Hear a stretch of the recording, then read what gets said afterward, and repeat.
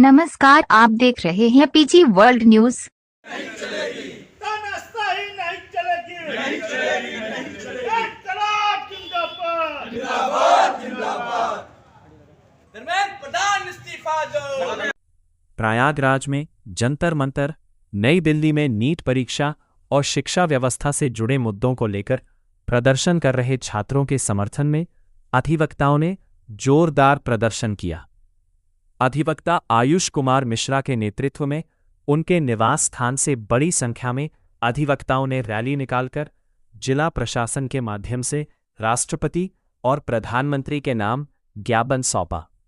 प्रदर्शनकारियों ने आरोप लगाया कि जंतर मंतर पर शांतिपूर्ण ढंग से मार्च कर रहे छात्रों पर कथित रूप से बल प्रयोग किया गया, जिसकी निष्पक्ष और उच्च स्तरीय न्यायिक जांच कराई जानी चाहिए।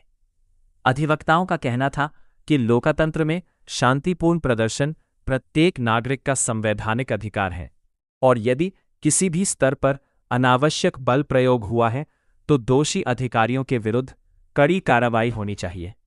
ज्ञापन में मांग की गई है कि घायल छात्रों को उचित उपचार और मुआवजा दिया जाए, छात्रों पर दर्ज मामलों की निष्पक्ष समीक्षा की जाए तथा नीट परीक्षा और शिक्षा व्यवस्था से जुड़े सभी लंबित मुद्दों का शीघ्र समाधान किया जाए।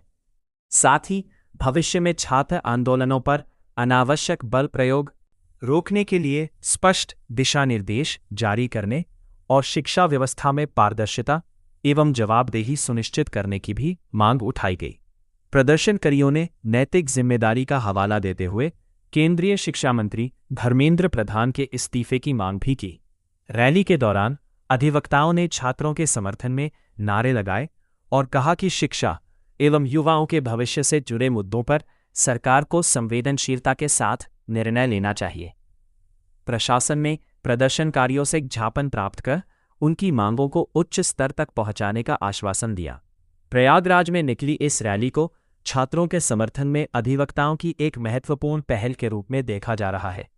प्रयागराज से गौरव माथुर की खास रिपोर्ट। स्थान से आए हुए हैं, प्रशासन साथ में है और भी टीम साथ में है। क्या कहना चाहते हैं, किस तरह का ये चौड़े पे धरना प्रदर्शन? हमारे इस प्रदर्शन को सफल नहीं होने दिया गया। हमारी लड़ाई किसी सरकार या किसी प्रशासन से नहीं है, उनकी गलत नीतियों से है। और जिस प्रकार से सरकार और दिल्ली पुलिस जो लगातार लाठियां छात्रों पर लाठीचार्ज करके उनके अधिकारों का, उनके सम्मान का हनन करने का कार्य किया वो बहुत ही दुर्भाग्यपूर्ण है। आप देख सकते हैं कोने कोने देश के कोने कोने युवाओं का प्रदर्शन हो रहा है और सरकार को झुकना ही पड़ा और धर्मेंद्र प्रधान ने अपना इस्तीफा दिया। इस्तीफा देने के लिए बधाई आपको। लेकिन क्योंकि धर्मेंद्र प्रधान का इस्तीफा क्योंकि धर्मेंद्र प्रधान के इस्तीफे देने से हम संतुष्ट नहीं हो सकते। उसमें और भी जो जिम्मेदार लोग हैं जिन्होंने बर्बरता पूर्वक उन छात्रों पर लाठी चलाई, क्या वो आतंकवादी थे? क्या वो अपराधी थे? इतनी बर्बरता उनके साथ की गई। जब आपको इस्तीफा देना ही था तो इस प्रकार की जो गतिविधियां और वातावरण आपने क्रिएट किया, ये क्या कहता है? ये कहता है कि आपने संवैधानिक व्यवस्था को कुचलने का काम किया। आपने यहाँ पे एक आ रहा है कि आपने कोई ज्ञापन सौंपने की बात की, वो ज्ञापन ने फाड़ दिया है। ज्ञापन में ये है क्योंकि आक्रोश था, लगातार छीना झपटी में ज्ञापन फट गया है।